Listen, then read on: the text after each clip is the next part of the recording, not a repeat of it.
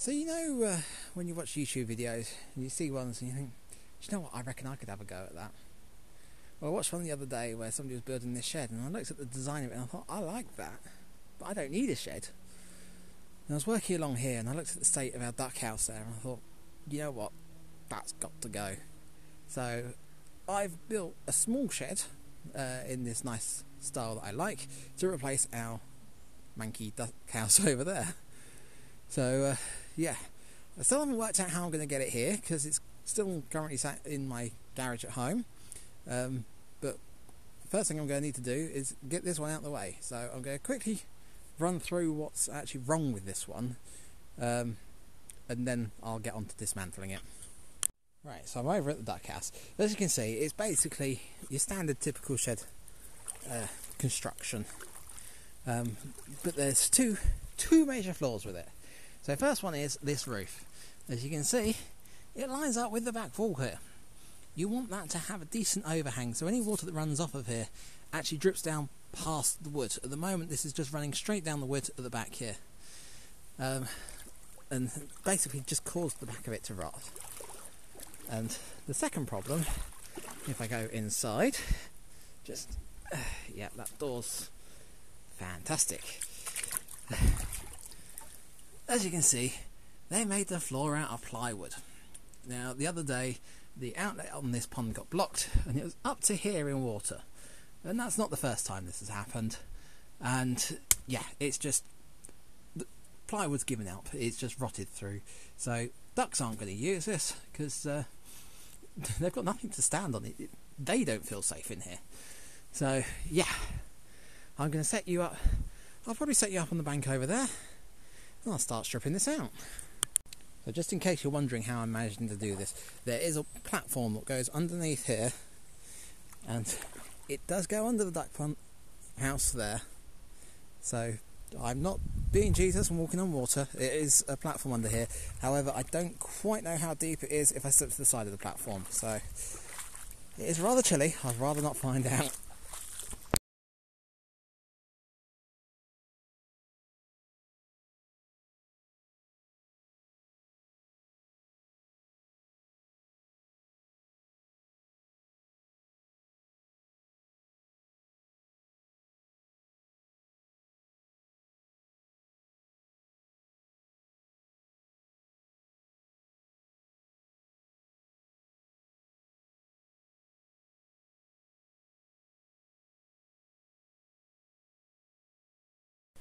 Okay, so you can see I'm now down to the base. Now I'm going to reuse some of this in the new duck house. I know that sounds a bit strange, but underneath here you've actually got these posts that are under the water. They are completely waterlogged. They've got these blocks on top as well that haven't rotted.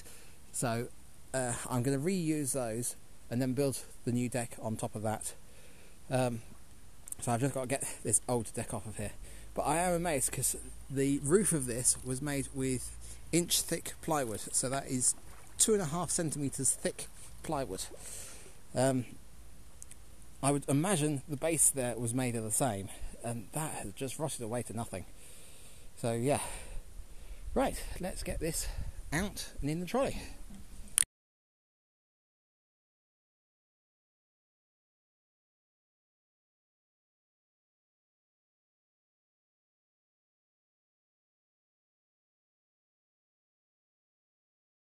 Okay, so that is everything clear. Now I know I said I was going to reuse those posts and I've dragged them out the way, but to be honest, even after all this time I was expecting them to sink, but they still float. So as I've not got the base here to go back down right this second, I don't want them floating away to somewhere I can't reach them. So I've just dragged them over there so I know where they are.